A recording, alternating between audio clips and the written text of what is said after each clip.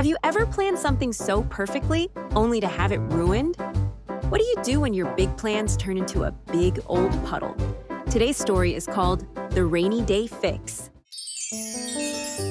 Mindy carefully put cupcakes into the cupcake box on the kitchen table.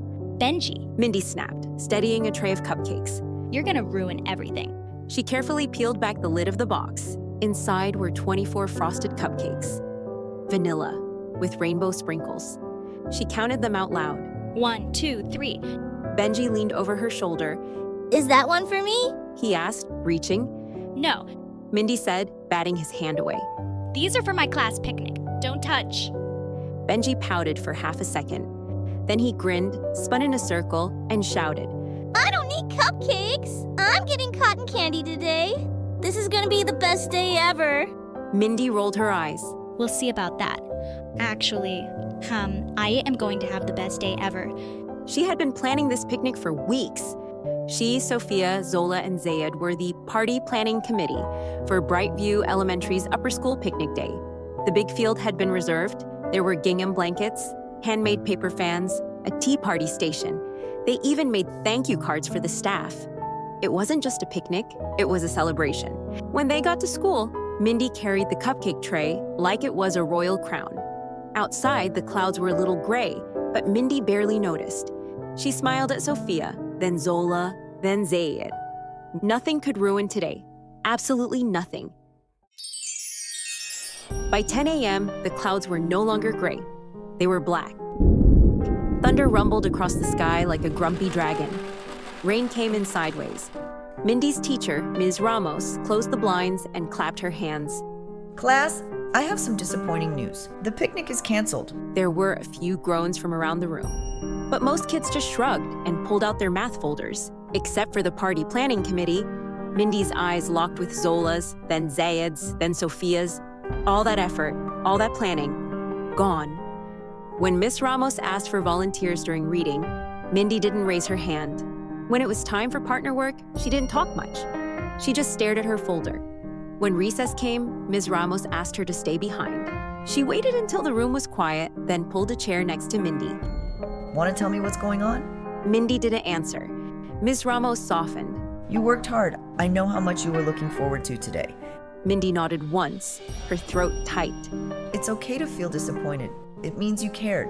That's not a bad thing. Mindy sniffled. But it's not fair. Nobody even noticed all the stuff we did. Miss Ramos nodded. You're right. I understand that you're upset. First you feel it, then you name it. You're disappointed. I'm disappointed too. Then she paused. And when you're ready, you try again. Not by redoing the picnic, but by choosing how you move forward. Mindy looked up. How? I can't control the weather. Miss Ramos smiled. Nope, but you can control your response, what you're going to do next. Mindy nodded slowly in thought. That afternoon, Dad picked up Benji and Mindy from school. Benji was quiet. Mindy was quieter. As soon as they got home, Benji ran into the living room. Mindy stomped straight into her room. She didn't even take off her soggy socks. She flopped on her bed, face down. She didn't want to talk. She didn't want to change. She definitely didn't want to smile. Outside her door, she heard something. Laughter, Benji's, and Dad's. What was so funny? Mindy peeked out of her room. In the living room, there was a tower of paper plates, markers, socks, leftover party signs. Sock toss! Benji shouted. Bonus points for the couch. Laughed Dad. Mindy blinked. There was a giant sign on the wall that read, Chan Carnival. She watched as Benji rolled on the floor in laughter, trying to catch a marshmallow in his mouth. Then she looked down at herself, soaked, cranky, all alone. Maybe it was time to try again. She tiptoed into the room. Dad looked up and smiled. Want to join? Benji handed her a sticker for her face. Mindy nodded and smiled just once. And then she smiled again and again. As the rain pattered on the window, the three of them clinked juice boxes and tossed socks into baskets.